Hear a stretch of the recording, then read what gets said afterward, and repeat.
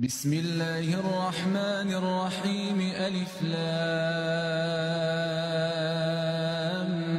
ميم. الله لا إله إلا هو الحي القيوم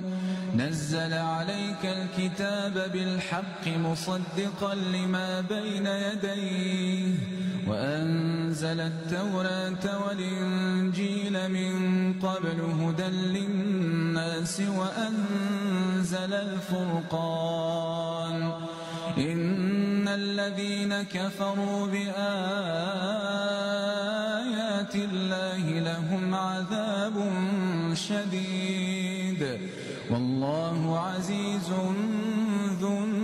انتقام إن الله لا يخفى عليه شيء في الأرض ولا في السماء هو الذي يصوركم في الأرحام كيف يشاء لا